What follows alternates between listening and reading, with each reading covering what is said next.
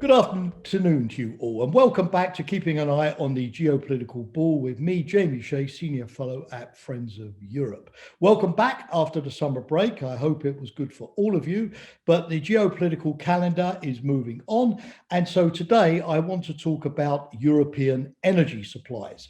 You may have seen that just last Friday, Gazprom, the Russian gas producer in Moscow, announced that its pipeline, Nord Stream 2, had been completed. The final section of 150 kilometers off the North German coast had been completed by a Russian vessel. And so this pipeline of 1,200 kilometers linking directly Germany to Russia is now ready to go into operation. At a cost of $11 billion. Now, several in the energy sector, particularly the energy companies, are very happy with this.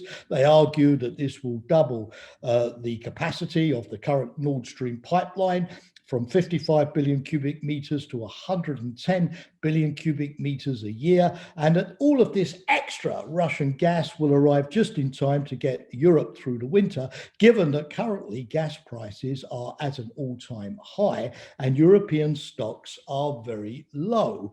But several of us in the geopolitical or security community are not so at ease with the completion of Nord Stream 2. For example, in the United States, many in Congress have expressed alarm that this project will increase Europe's dependency on Russian gas above the current 1/3 of all of its supplies. They worry too that Russia could use the energy weapon as a form of blackmail in a crisis. And they point to the fact that Putin has done this in the past vis-a-vis Ukraine back in 2010 over pricing and transit fees, or vis-a-vis Belarus over cheap supplies of unrefined oil to that country. And they also believe that countries like Germany or others in Europe should not be subsidizing the Russian economy and therefore the Russian defense budget when they themselves are not spending 2% of their GDP. This American unhappiness led to sanctions being applied back in 2019 by the Trump administration against the Swiss company Allseas that was at that time responsible for laying the pipeline. Ukraine is also unhappy. It risks losing billions of dollars every year in transit fees through playing host to the old Soviet gas pipelines that are still in operation, linking Russia to Western Europe. And it was using those transit fees to offset the fact that it now has to pay world market prices for Russian gas. There is currently an agreement between Russia and Ukraine due to expire in 2024, regulating those fees. But Putin has already made it clear that a new agreement will depend on what he calls Ukrainian goodwill.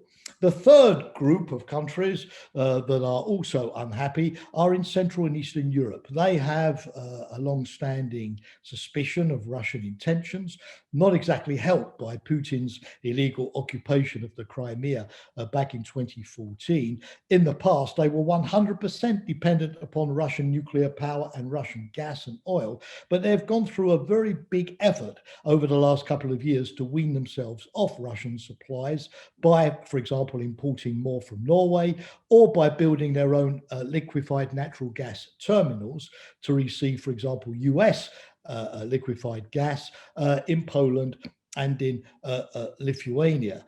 And so they are clearly also worried at the time when they see an increased Russian threat that their Western European counterparts and fellow EU member states are increasing their dependency on Russian supplies. So yes, this is not just about business. The geopolitical community does have a word to say here. So what are we going to do? Essentially, in my view, three things. Number one, the Nord Stream 2 pipeline cannot come on stream immediately. It has to go through a process of certification and testing. And the EU in particular should use this period to insist on its current policy of unbundling, which is that Gazprom, as the owner and operator of the pipeline, cannot also be the company which provides all of the gas. Other companies should be able to send gas through the pipeline. There should be co-ownership of the pipeline infrastructure itself. In other words, there should be a kind of diversification that means that one single agent cannot shut down the entire pipeline system in a crisis. The second thing that needs to happen is that the EU needs to think harder about how it can help Ukraine. Chancellor Merkel was on her farewell visit to Kiev last week. She promised Kiev that the EU will continue to help Ukraine, for example, intervening vis-a-vis Russia on the transit fee question, insisting that Russian gas to Europe also has to go through Ukraine, also by the EU connecting its own grid to Ukraine so that it can supply Kiev with gas or fuel in a crisis, what we call reverse flow, and EU investments in developing the Ukrainian energy sector, particularly in solar power and renewables, as well as its own gas resources. The third thing that we could do in the weeks before Nord Stream 2 becomes operational is to have a serious dialogue in both NATO and the EU as to the conditions for allowing Nord Stream 2 to operate. For example, if there is further Russian military pressure on Ukraine or against NATO, further Russian involvement in hybrid warfare tactics or chemical weapons attacks and so on and so forth, that the NATO and EU countries will immediately respond by curtailing the use of the Nord Stream pipelines, shutting it down, restricting the flows, imposing penalties on Russia, and so on. There has been a dialogue already between Germany and the United States as to what these conditions of operation could be, and they now badly need to be spelt out. The EU in this connection also has to recognize that it has to pursue its efforts to make sure that it has security of supply, building more LNG terminals, pumping in more gas from Norway, from Africa, from Algeria, making sure that it is more energy efficient, particularly in business, in manufacturing. These are all very important, and having more storage. It's rather depressing that at a time when the EU hoped to have at least a year's secure storage of gas supplies, that we are approaching this winter with stocks very low, thereby increasing Russia's belief that energy could be, in its hands, a geopolitical weapon. Thank you very much for listening and engaging with me. Look forward to seeing you again this time next week. Bye for now.